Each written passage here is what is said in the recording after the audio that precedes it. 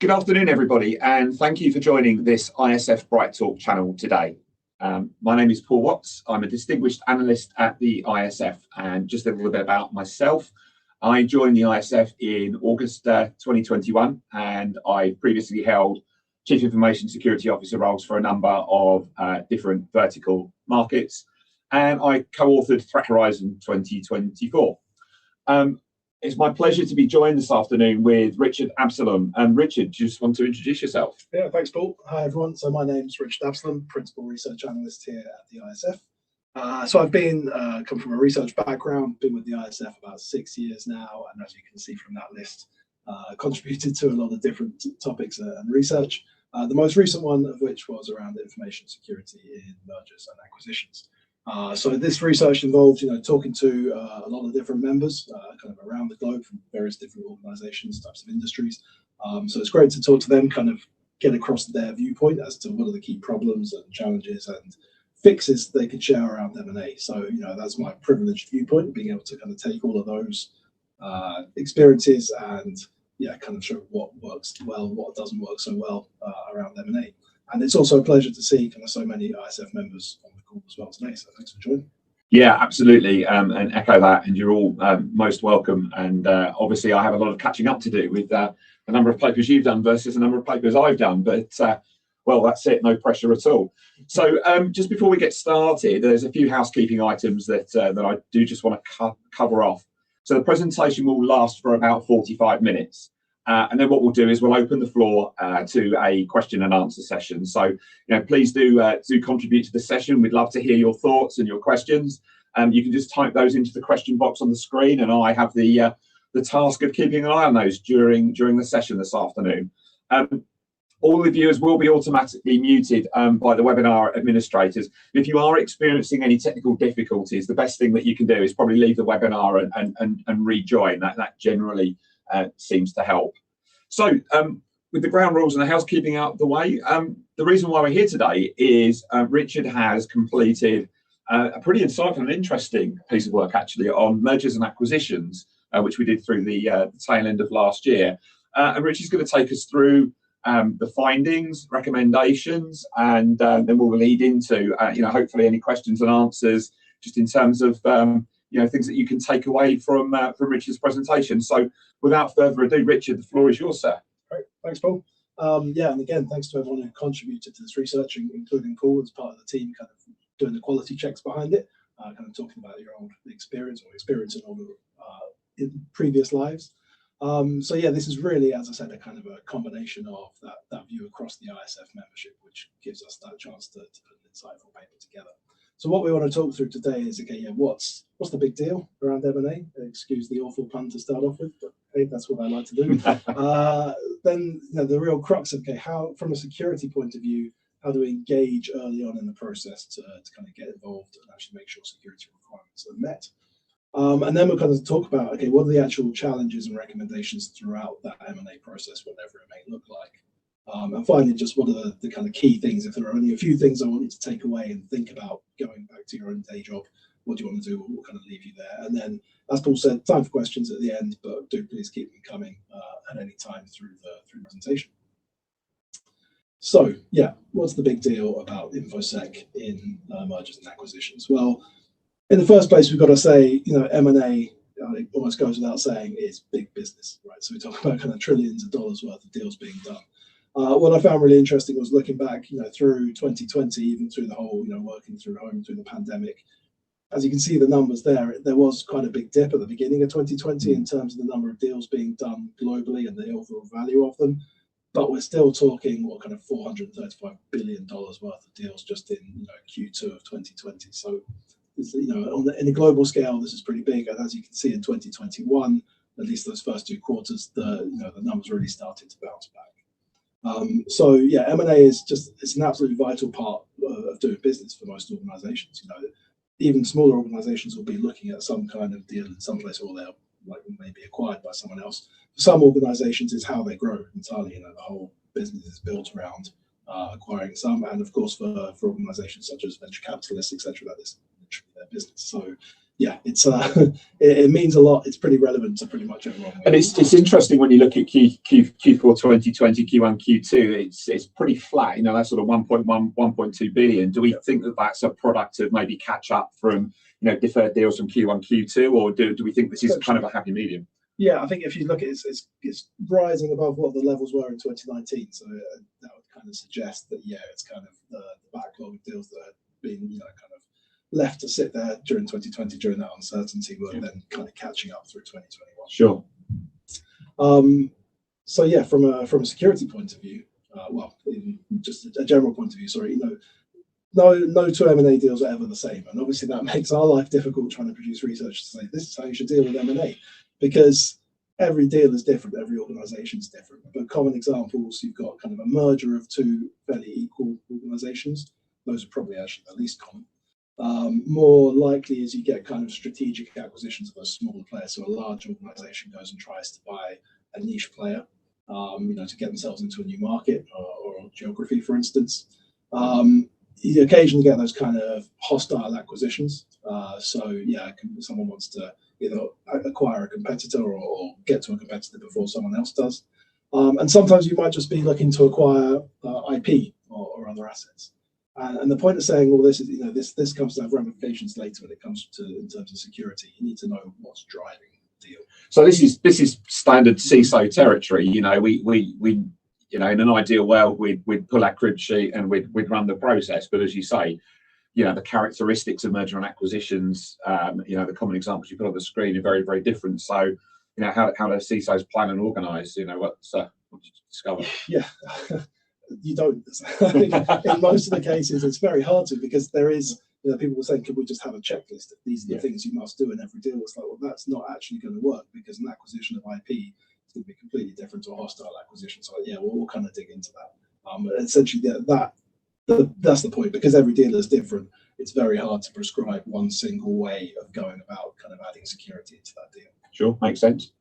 But there are ways we can kind of bring them together and say, okay, they might all be very different, but they do tend to follow the same basic high-level process. Now, this is, there are lots of different academic and business processes out there in terms of what M&A goes through, but you can pretty much bucket it and put them all into kind of 4 buckets. The first we call kind of initial deal making, and this is where you get a very high level. You've got probably high level executives, maybe consultants or lawyers, actually going out and trying to do it. Have those initial talks about whether this deal makes sense. That could be searching and screening, as we put there. Kind of screening targets. It could be a conversation on the golf course. There's just the very high level. Just okay, let's just have some talks. Could we get a deal done? Sure. That then, once those kind of talks go somewhere and say, okay, there's something in this, you get into this due diligence process, and that's where you're kind of really looking behind the scenes at what's going on in the organisation. It generally, obviously, focuses on the finances. So, what's the financial state of the organisation? It helps to make value the deal, and then generally, so after due diligence, of course, a lot of deals will fall through. So, this is kind of the end of the process. One of the parties decides that they don't want to carry on and go ahead with it. Then what happens next is you generally have a short period of time between the deal being kind of agreed and actually legally closed. And in that period of time, you've got a bit of time to do some planning about, okay, how do we actually start to integrate these two organisations, if indeed you do want to integrate them. And then you've got this integration period. So once the deal's actually closed, the new organisation is legally set up, all the shares and assets are transferred. That's the period when you actually have to start kind of merging these two organisations together. Obviously, from a security and then IT point of view, that tends to be when most of the work is currently happening. So I'm immediately sensing a problem here. So we talk a lot in the ISF about the advocacy of shift left thinking, right? The earlier that security and risk professionals are involved in a process, the more value we drive, and therefore the better the outcome for the business, which is what this is all about, right? But I just wonder at what point that shift left thinking can be injected into some of that. I mean, the CISO is not going to be following his boss or her boss around the golf course, right? So how does that work? It depends on your relationship. But, I suppose it does, but generally not. Generally, we'll find, yes, the common complaint, and then we'll come to this shortly, is CISO tends to get involved once the due diligence has been done. That is in many ways a bit too late to highlight any of the risks you might come across. I can relate to that 100%.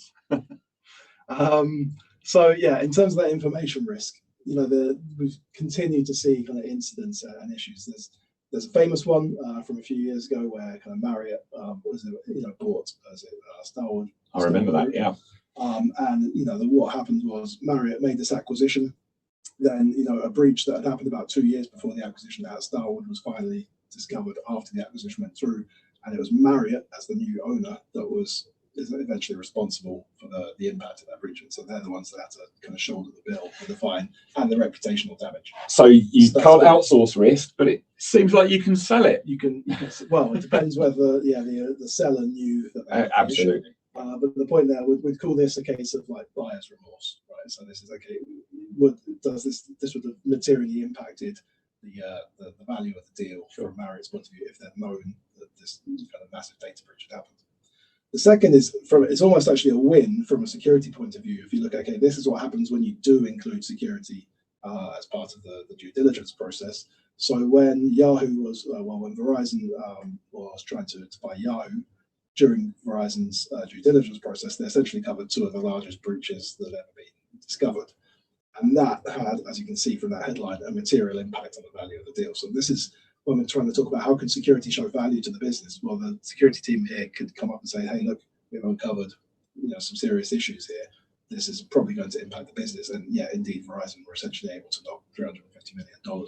And so security, or was it security and or due diligence were complicit in that? So this is one of those rare opportunities where the CISO and his or her team gets a crisp high five from up above. That I hope so. Yeah, I live in a rose-tinted world that sometimes we can celebrate some successes like this. Yeah, I think that is it. And then obviously, so the final one we're looking at then is the kind of, I think those are kind of poster boy examples that make the news. From talking with ISF members and people kind of involved on this in the day-to-day, a lot of stuff does not make the news. And it's obviously hard often to kind of attribute cyber attacks and where they've come from.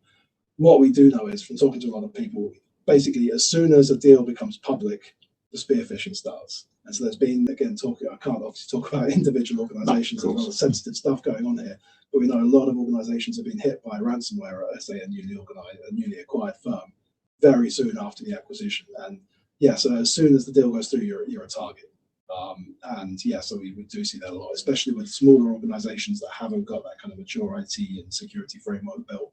So that again can have a material impact on the deal. I think it's an important side note actually that you mentioned that, because we also see this in the evolution of ransomware threat, for example, that threat actors are taking their time to research. And I've seen examples in my practicing days where a CXO change and designations change, new CEO coming in or somebody rolling off, that gets socialized in LinkedIn or news outlets and so on and so forth. And we can then correlate that to targeted attacks, using that story as leverage. So, it absolutely happens. Yeah, absolutely. So I think we've got a poll here as well, if you're okay to launch that one, cool. I think we can, Danny, he's going to do that for us in the background. Yeah, so it would be interesting to see. So, question from us to the audience is, has your organization ever been impacted by any kind of security risk or information risk around M&A? So whether that's kind of suffering from buyer's remorse, whether it's kind of seeing incidents happen or near misses, it just be interesting to to get that view. Yeah, absolutely. And the poll's on the screen now. So and of course completely anonymized. So if you would be keen to press those buttons, I think we'd be really interested in some numbers. So we'll just let that run for a few moments, Richard, and then maybe come back to what the poll tells us. I was going to say, I think this is the key thing to remember from a security point of view around M&A is there's risk involved before and after a deal goes through, right? So you're potentially buying risk. If you don't have a good view of what the controls look like at the firm that you're kind of acquiring, then you may be just buying a lot of trouble. Think, for instance, in the situation where if the acquisition is just because you want to buy some IP, what happens if that IP is all over the dark web? What's the value of that deal? If you don't discover it until after the deal's gone through, you've lost a lot of money. At the same time, a lot of organizations see this, the business is going to push through a deal regardless, but if it doesn't consider security, it's again opening itself up to problems afterwards in terms of where are the vulnerabilities or within the new organization. So it's, again, this comes back to thinking, how do we get involved as early as possible to make sure, especially during due diligence, the right questions are being asked. But at least, it's never going to be perfect. You're never going to get completely under the covers, but at least start asking the right questions early on.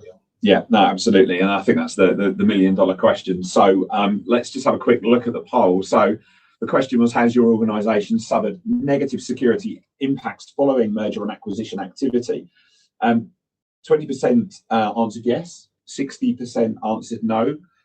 It's changing all the time. So 18%, 54%. So you've basically got 60% saying no, with the remnants kind of split evenly between yes, we've had issues, and no, I don't know. I guess the don't know is interesting in itself, in maybe to your earlier point, they're sat outside the circle and don't even know that this is going on. So the ones that yes, would be really interesting. Obviously, we're not going to do this on the webinar today, as to what that impact was materially, or was it just due to the late intervention, or so on and so forth. But that's kind of what we're looking at, Richard, in terms of. Cool, that's interesting. Yeah, and obviously a lot of people that said no so far. I guess that's lucky from that sense, from that point of view. So hopefully, what we're talking through today will kind of ensure that keep that stat for as long as possible. Just in time. We'll leave the poll going, and we'll come back to it at the end to see if the numbers materially change, Richard. Absolutely. Thanks. So yeah, what do we? So how do we engage early to add value to M&A? So this is it. From a security point of view, you're only going to be heard by the board, by those decision makers, if you can add value. This is the real key point we want to get across. Security, for a lot of good reasons, security is not the first thing that people think about around M&A, especially from the board. In terms of just trying to keep everything needs to be kept as confidential as possible. So there's a lot of kind of business and strategic risk around having lots of people know about the deal going through. So everyone who is involved tends to have signed an NDA. So kind of keeping that circle of trust as small as possible makes a lot of sense from the business point of view. And then when the deals do start to happen, security concerns do tend to get dwarfed, because actually what people are focused on is making money. That's what the deal is about. So what we're trying to do is say, okay, from a security point of view, we need to give you, as security leaders, as practitioners, a voice to be heard and to kind of get your point across as required. And this kind of really introduces the problem that we were wrestling while putting the research together with how to present this. But we thought, let's if any people out there have come across the RACI model, when you think about people, whether CISOs are responsible, accountable, consulted, and informed for any kind of security activity, we kind of inverse this and said, actually, from an M&A point of view, you want to be informed, consulted, and responsible, and accountable for security within the M&A at certain points. Now, in the ideal world, as we can see on the left, you'd kind of provide a bit of, be informed about a potential deal as early as possible during that initial deal making stage. You would start to kind of be consulted during the due diligence phase, and then you really start to take responsibility and maybe even accountability for all things security as you go through to pre-integration and integration. As we can see here, really the typical reality for most of the people I spoke to is that essentially CISOs and security teams only find out about this during pre-integration planning. Is that right? Due diligence has been done, deal's gone through, you're responsible now. Go ahead, take over responsibility for security. By the way, you've not been able to have a say in it or any idea of the risk until this point. And obviously, that's not an ideal place to be, as I imagine from your previous experience. You could sort of. It certainly isn't, and I've seen both extremes. My favourite one was turning up in the office one day, and I was like, "Well, what's all this new equipment?" So, we just bought a company, and now we need to make that work with all of this. So, one of the timescales said, "Well, it just needs to be done by the end of this week," and you realise you have the challenges there, and I guess as well, with digital transformation being the speed that it is, I guess it kind of comes back to the age-old problem that maybe the boards need a bit of education in terms of the importance of working collaboratively with technology, risk, and security stakeholders, just to understand the nuances and the challenges that are going to be associated with integrating these organisations, right? So it's just a variation of a theme that we've heard before. Yeah, and I think that idea of education, I think, in practice, what we're going to see happen, hopefully, is people will learn over time. So one of the recommendations we can give now won't necessarily apply if this is your first time. It's almost like, what can you do now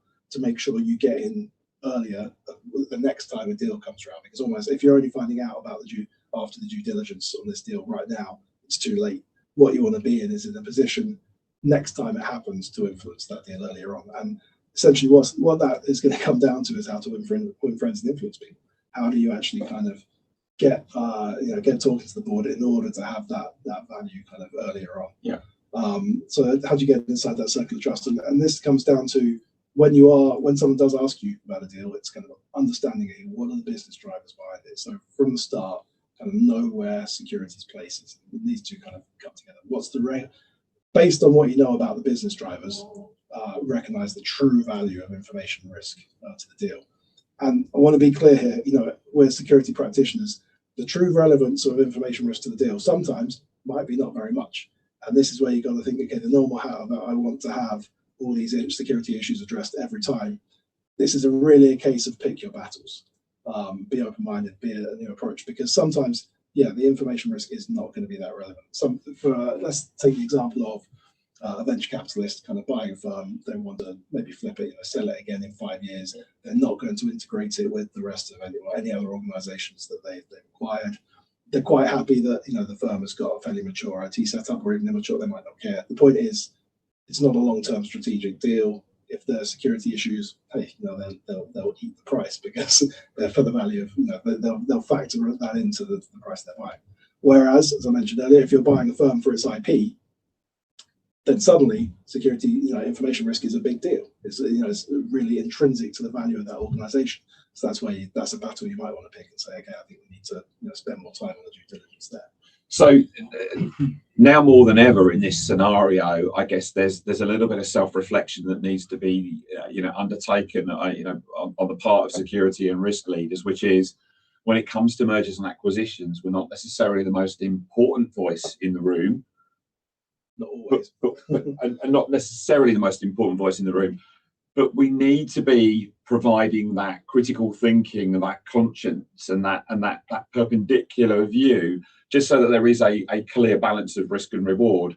But just recognizing that risk tolerances and appetites may be vastly different in M&A compared to business as usual. I think that's pretty much what you're saying, Richard. Yeah, and I think so. And that idea about risk appetite tolerance is really interesting, because I think M&A to a certain extent are always a gamble anyway. You've got a pretty high risk appetite if you're going into some, especially some that will go through really quickly because you're trying to buy an organization before a competitor gets to it. It's sometimes the organization, the buyer might not actually care that much if the whole deal collapses and falls through, as long as their competitor doesn't get hold of it. In which case, that idea of information risk might not be the key thing to it. So this is it. It's really kind of being open-minded as to what does this actually mean to the organization? How far do I need to push this? Some great questions coming in. I won't disrupt your flow now, but just a reminder, if you do have questions, please drop them into the question tab on the right hand side of the screen, and we'll pick those up at the end. I love this quote as well. I think that's a really important point too. Yeah, it's again direct from the mouth of one of our members. It's don't try and force it. If it doesn't need to be had, don't go in. I think one of the more mature kind of organisations we spoke to said essentially the CISO is seen as that kind of trusted friend that you were alluding to there. When he's now known within their due diligence team as someone that they can go to and say, okay, we've got this acquisition going through. What do you know about them? What do we need to know? And if he can go in and say, small organisation doesn't have much security in place, not much more I can tell you. Just make sure we've got budget to make sure the integration can go through properly. I'll leave you to it. Whereas other times you might say, okay, look, we need to send these guys a really detailed questionnaire about their security. So it's being open-minded and kind of raising that. When you need to. So I guess what you're saying is that a lot of this comes down to basic relationship, trust and confidence, which is something that we've been talking about in the industry for a while now. How do we maintain and enrich that value to the business rather than being what used to be horribly known as the office of no kind of sat inside? And actually is that stigma that we potentially will add friction and add barriers and negative connotations with the merger and acquisition. Is that the reason why we're not getting involved in this, or is it just that the value opportunity just hasn't been realised by boards at this stage? It's a difficult one to say. I mean, M&A is naturally a time of friction and change, and it's difficult. It's always very sensitive. There's when it comes to insider threats and people potentially losing their job, being made redundant, changing roles. it's a very sensitive time. So again, it comes back to you don't want that many people involved. But yeah, if security has a one-track mind, we must kind of make sure all these security requirements are met, it makes, it's, essentially people will switch off if you go repeating the same thing every time. So it really does come back to speaking business language, understanding what's the inherent value to the whole business, what can we add to the bottom line. So I'll move on, because as I said, we could sit here and talk for hours on this, and we've got a time limit. What we've kind of looked at the paper is we've gone through that M&A process and kind of looked, okay, what are some of the key challenges people face, but more importantly, what can you do about it? So within the research, we kind of looked at the typical issues at each phase, and then we thought, okay, we'll provide recommendations based on, bearing in mind what we've said about every deal being different. Some actions we think pretty much, even though every deal is different, these are things you need to take. But probably the majority of recommendations will come down to, okay, consider it in specific circumstances, but you might not always need to have it in mind. Yeah. So moving into that initial deal making. So as you can see, the challenges are, security, very unlikely to be involved in those golf course conversations, or, in with the consultants, for very good reason, as mentioned. And those talks, they might go on for a long time. They sometimes can be very short. So how can we be proactive about this from a security point of view? And this comes back to building relationships with those decision makers. One ISF member that I spoke to said, they realized they were being left out of the loop on a bunch of different deals. They're only being involved once the deal had gone through. They said they went out of their way to make friends with the head of M&A, to make friends, to go and say, look, started kind of using some of those soft skills, being friendly, saying, look, next time this happens, can you ask me about it? I might be able to help. So there's that kind of, it's a soft skill part related to kind of the people side. From a process point of view, you might want to be able to do provide tools for those who are involved in those initial deal making parts to actually go and do some kind of basic assessment during screening. Yeah. So what we provided in the briefing paper that ISF members can get is just a very short kind of list of high-level questions focused on governance, like, is there a policy, is there a framework in place, do they have any controls, do they follow something like this, the ISF standard good practice, or NIST or ISO 27002, just is there some kind of security in place in the organization, just at a very high level? The answers have to obviously be understood by people that aren't necessarily techie. But this can just give people something to think about. Maybe even stuff, I've done work around supply chain security. One of the tools people are using there these days are things like security ratings. Mm-hmm. So what about, could you give this, I know that I'm not going to be involved when it comes to making the deal, but if you're just, as part of shortlisting potential targets, here's a security rating tool, just do a quick check on them. What does their score look like compared to the others? And that might be, just feed into that decision-making process. It's interesting, because I know I said a few questions at the end, but this one's really caught my eye, and just you were talking about, and a member of the audience has asked, is security due diligence for mergers and acquisitions different to normal supplier security due diligence? And if so, does the ISF have a questionnaire for the way that they, similar to what we do for supplier assessment? I think you've kind of answered that. Is there anything you want to add to that? So within the due diligence, we could add some an extra few questions. So we do have a kind of expand that questionnaire we talked about for deal making. It's just like kind of a one-page rip out. Yeah. But again, as ever, the question's a bit like, okay, well, the answer is how long is a piece of string? It's like, okay, in some cases, yes. I think what you want to be able to do is tailor that questionnaire based on, as we discussed previously, the type of deal that's going through, what you know or don't know about that supplier target, for instance. Yeah. But essentially, the questions would be, you could use some of the ISF tools we've got around the supplier security evaluation tool, for instance, but there's a bunch of different, if you're not a member, lots of different tools out there to help put those questions together. Often they'll be pretty similar because you're trying to find out the same basic things. Obviously, you probably will have more involvement and interest and ability to get more information out of a prospective supplier. Yeah. Because it's in their interest potentially to sell. So, and normally you'd have something like a deal room set up as a secure space to kind of share that information. So you're kind of encouraging good information sharing. So yes, you could use things like the benchmark or the health check from the ISF. There are tools that we can provide, but essentially what we're saying is you really do have to tailor those questions. That's my answer. Thanks for that, Richard. Obviously a good question as well. So from the initial deal making, what we're saying is you want to get involved from the outside. You're not going to talk about specific deals, but okay, can you proactively be engaged and give people the right things to think about?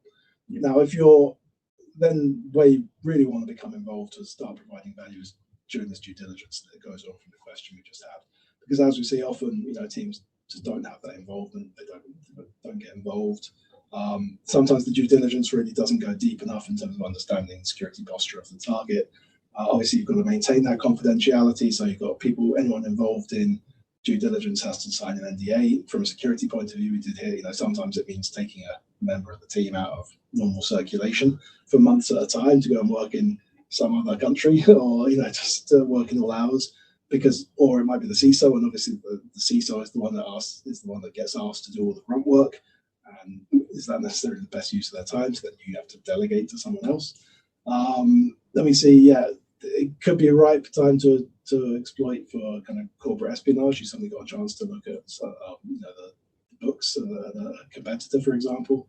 Obviously, you've kind of got legal and regulatory constraints. And obviously, we mentioned supply chain. If you're buying into a new organization, especially into a new market or industry, suddenly you're opening yourself up to a whole new level of supply chain risk.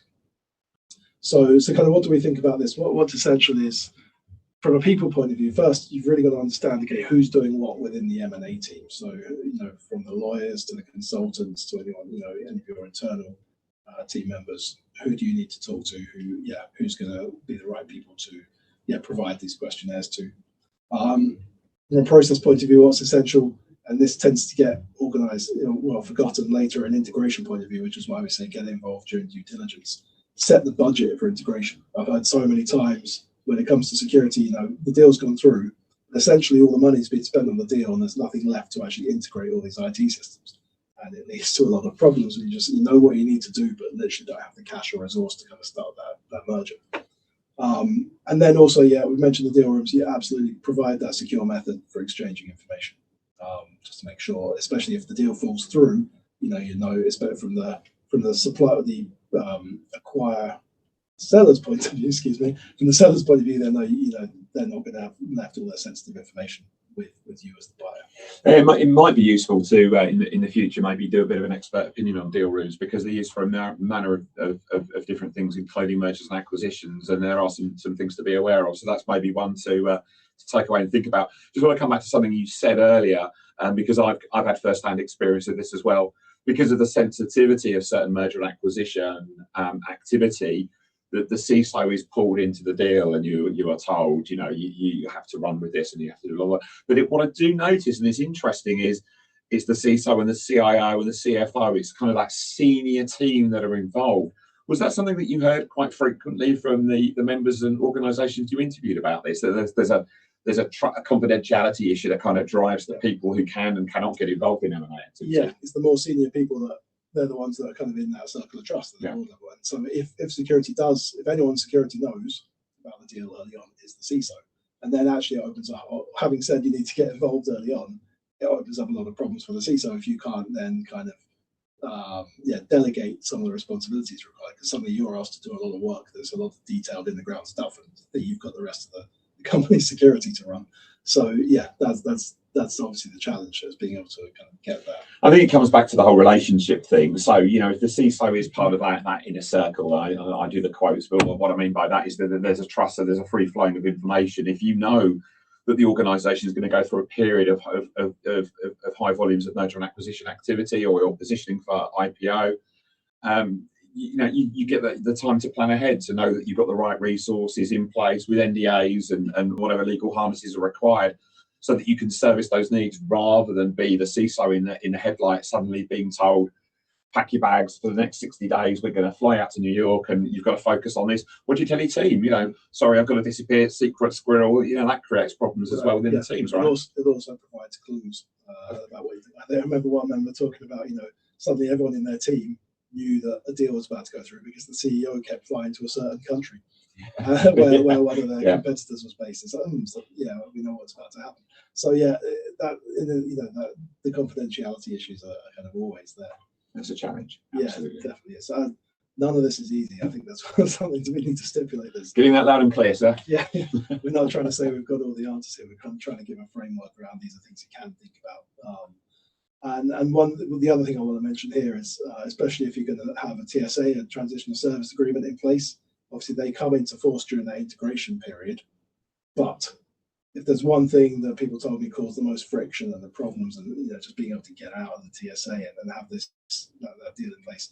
Again, if as a CISO you can see what's coming and be able to influence the terms of that TSA, do it as soon as possible, even during the due diligence phase. Okay, once we go through, these are the services we're going to be responsible for providing, as the seller, as the acquirer, and when that deal is going to be up, what are the exit terms? I think that's the most important thing to get across. So that's kind of preempting one of the challenges that's going to come up during integration. I think that's a really interesting point, because the TSA is often abused as that window of opportunity, that collaborative working to solve some of the problems that could have been addressed and provisioned for through due diligence as part of the merger and acquisition activity.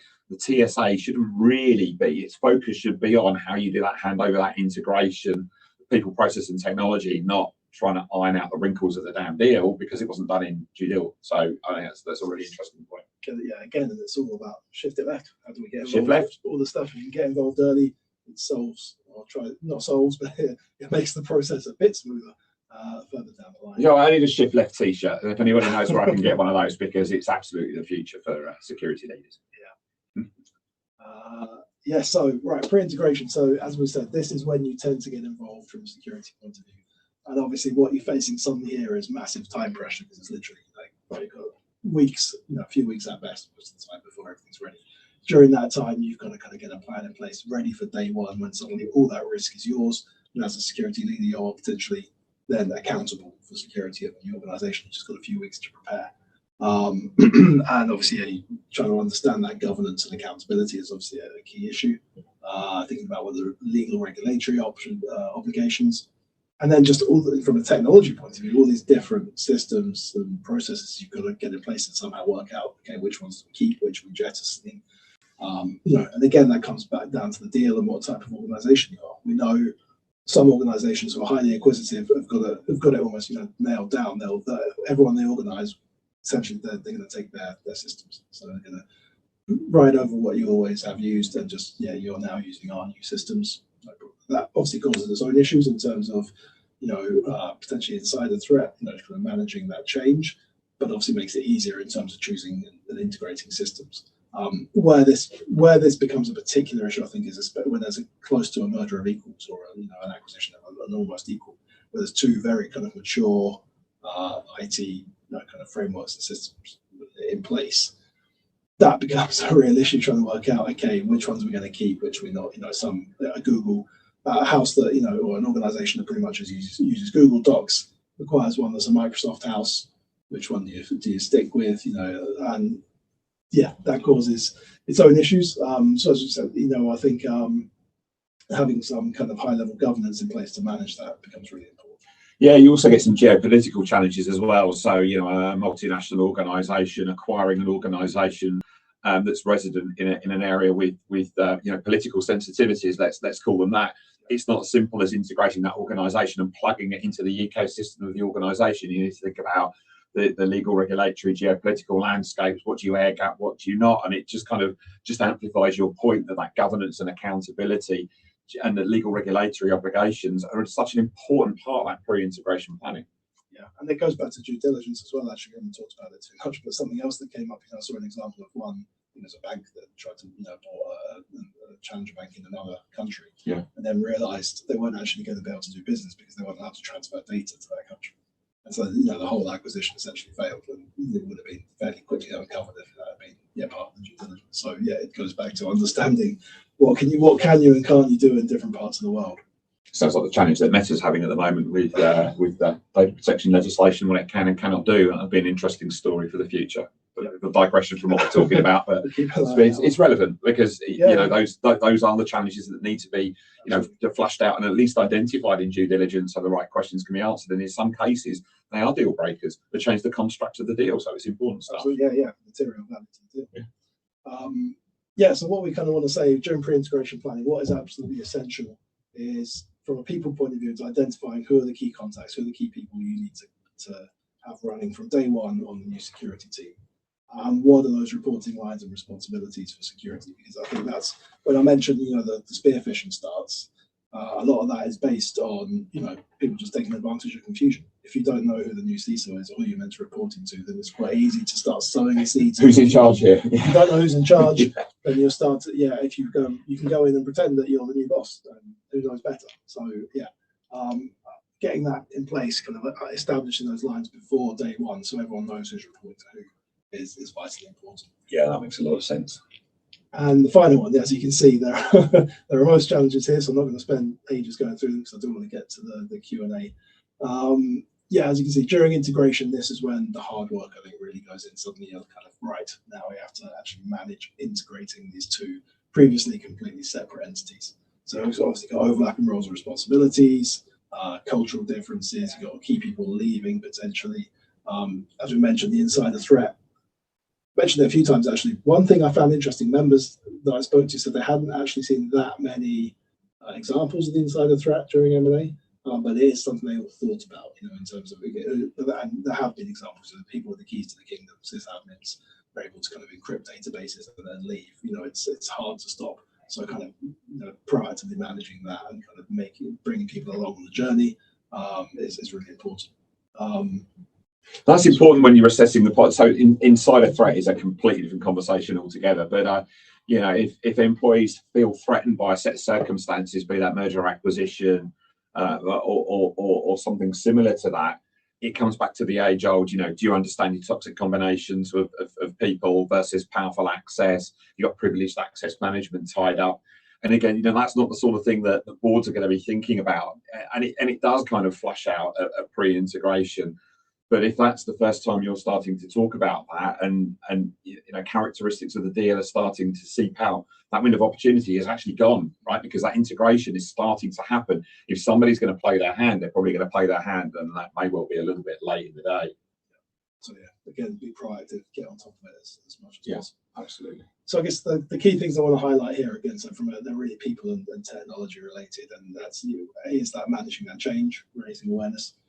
But also trying to retain the key people who understand, and this goes back to the pre-integration planning, who has got the keys to the kingdom, who really knows how things work in practice, and how do we keep hold of them. That's not necessarily repay you better. It's a lot of people working out how you're going to show that you value these people. Again, I thought there might be often a lot of overlap between security teams in particular, but actually, again, talking to a lot of ISF members that said, you know what, skills and resources are so scarce in security, is very rare there's actually going to be two people fighting for the same job. If you merge two security teams, you're generally going to find a job for everyone. At the moment, it might not always be the case. I think it's going to be the CISO is going to be looking across the desk at each other saying, this is interesting. Some of those two CISOs, that comes back to the sensitivity and the politics. It does. But from a technology point of view, the first really important thing to do in terms of kind of managing the risk and that integration is focus on asset identification and management. So understand, within this new entity, where are all our assets, which present the most risk, and that then sets priorities, because then that sets the priorities for performing those technical risk and compromise assessments. So the risk assessment, which of these assets are most under threat, but also have any been compromised already, because as we said, due diligence isn't going to, even if you do it really well and have a lot of security input, you're never going to catch everything. So actually establishing very early has anything been compromised is really important.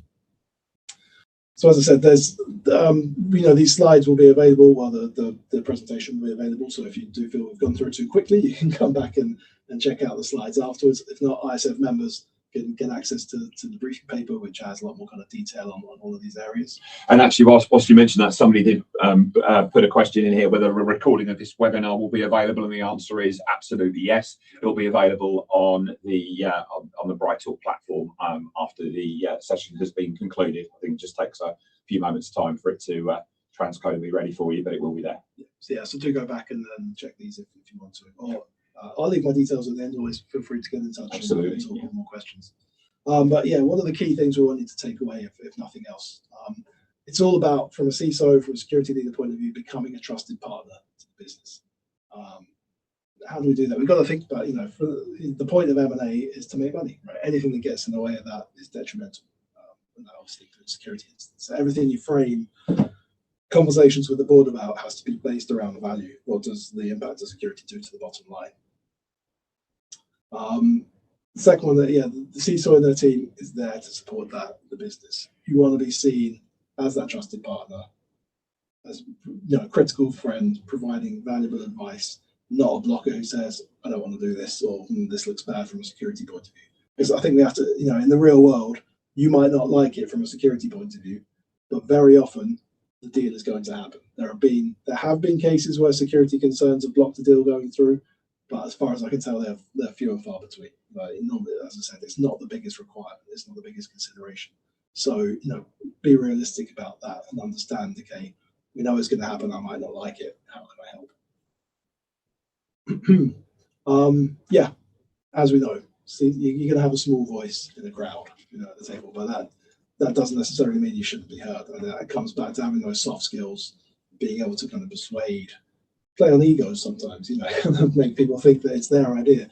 It's kind of get into the heads and, take the long view, that, you might not always be able to influence a deal, but if you find yourself being left out of the loop, who are the right people that you need to talk to and get in the loop the next time something like this comes through?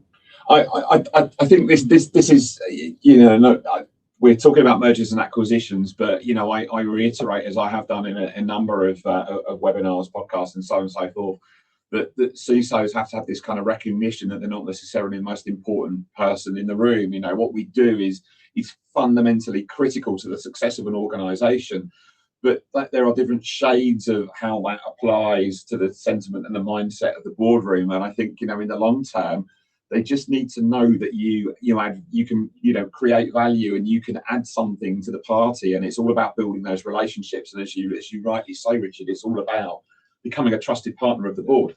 And the more you do that, the more you'll get invited back to those conversations. So you build it up over time. That's why it makes sense to pick your battles, as I say. 100%.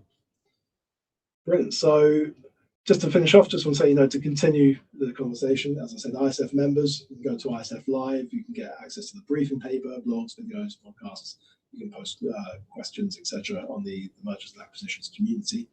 If you aren't an ISF member, would like to request a copy of the briefing paper, those are my contact details there, very happy to talk.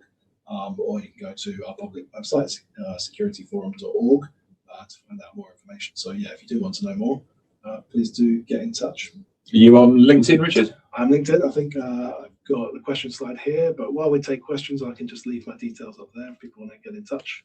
Over to you, Paul. So a few questions coming in. Happy to take as much as we can. No, we absolutely do. And look, it's a really insightful presentation, and I enjoyed it, but I didn't have the misfortune of having to write it. I think you did a great job on it, and hopefully our members will get great benefit from what you did. So thank you for taking us through that.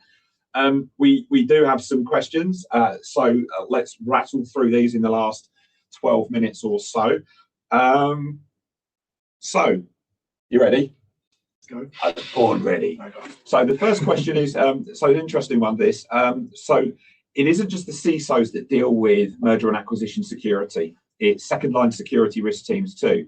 In our company, we're all involved in due diligence, not just finance teams, so that it shifted left, that's great. It's great to hear. Good stuff. And the question is, can we include security even further left in the deal sensing phase during, leveraging open source intelligence to find breaches or issues that might affect our view of a deal before we even get to due diligence? That's a fascinating question. So talk a bit about the role of threat intelligence, open source intelligence in merger and acquisition activity. I think, hopefully I alluded to that a bit when I said, can you give people the right tools, even if your security team isn't going to be involved at that early point. And yes, it is great that they're involved to that level of due diligence. So that's good news.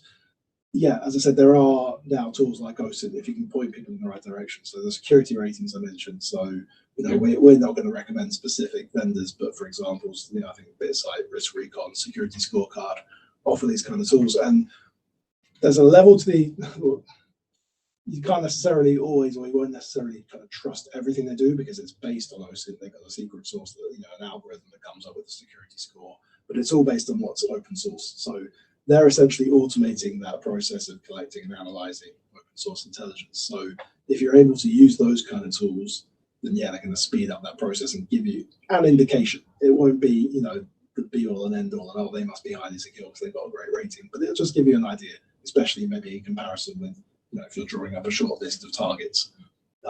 then yeah, they could help you, at least give you a view on, okay, these guys are a bit more secure than the others. We think that we need to do more work during the due diligence phase. Again, if you're able to do that in that kind of kind of early deal making phase, that might even therefore help the due diligence, because you can take the results of that kind of OSINT score and work out where the weaknesses are and kind of dig into them a bit further on the due diligence. So yeah, if you can use them, obviously that's great. Otherwise, yeah, use OSINT.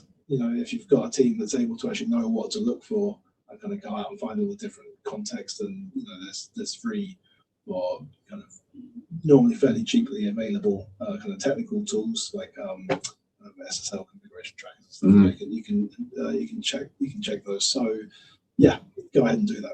Showdown was the other one I was thinking of. Absolutely. I mean, all I was going to say there in my little shepherd's warning there is a lot of OSINT capability is like giving a power tool to a 3-year-old. You've got to know what it is you're dealing with, and there needs to be a degree of validity. And we're seeing this with some of the dare I say kind of retail products that do scorecarding and provide crises of organisation security postures. You've got to be confident in the data that you're seeing as well. So make sure that you do cross-reference, cross-correlate those sources of information if you're going to use them in due diligence activity. There's so much, you can get overwhelmed by it. So it's got a target. So my recommendation would be if you could get someone to automate that for you, because it would probably be quicker in the long run. Totally agree. Thank you very much. Great answer, Richard. And thank you for the question. And another question then from the audience is, should the life cycle of involvement by the CISO be any different from the CIO?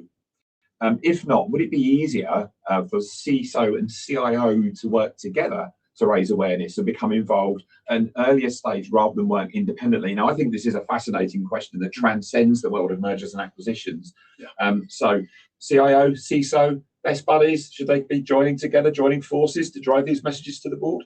I think so in this particular case. Yeah, I mean, obviously the CIO has a bit of a wider remit, but yeah, I think the CISO, is provided. If again, it goes back to what the deal is exactly. Yeah, maybe it's part of that education piece is working with the CIO, so the CIO should know when and where to bring the CISO in, and the CISO can help tell them when might be a good idea. So it's probably maybe the first person in this case you want to educate or get in the ear of, use those soft skills, is the CIO. So look, I can help here. This is going to be, if we have this, let's say you've gone through a deal that's not gone particularly well from an IT integration point of view.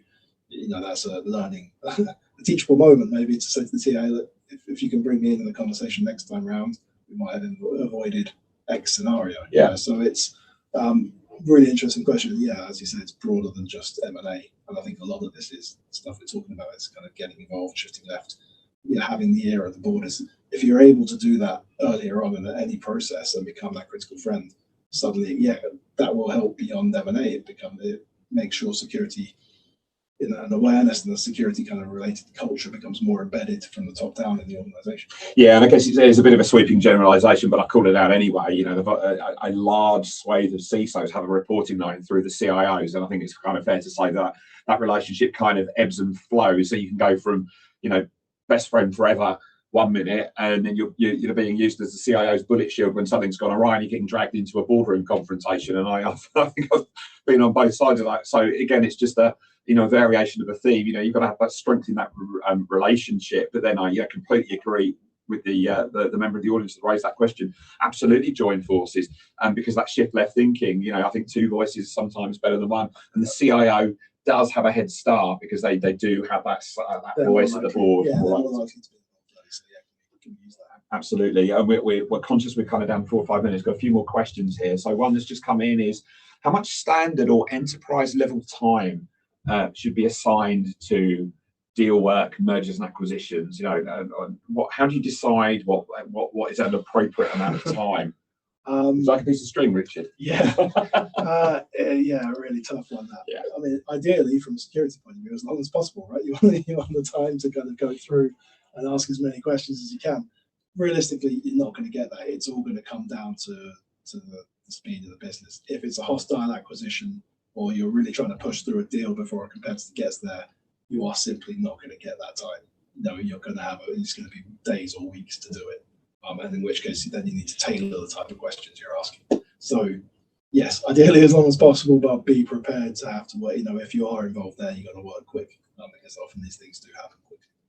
I'm going to switch polarity on you a little bit. So we talk a lot about mergers and acquisitions. Let's talk a little bit about divestment in the last couple of minutes. So divestment seems to work slightly differently, which is you get taps on the shoulder, dragged into a meeting, they pull the blinds down and say, we're going to sell this, and you're going to help us make that look as good as we can make it look. So you're actually kind of on the giving end of a merger and acquisition there, as you're trying to sell. How much of your advice relates to divestment activity just as well as it does to mergers and acquisition activity? Quite a lot, I'd say. I think it's important to engage early, again, during divestment as much as possible. Now, yes, I think we have seen in many cases you're more likely to be brought in by the board earlier on, because, as I said, when you're trying to sell something, you don't want anything to get in the way. You want the CISO to be there kind of front and center saying, look, security isn't a problem. Putting together a deal pack, which we talked about before, previously you mentioned it, kind of helping to actually establish, and help make the sale.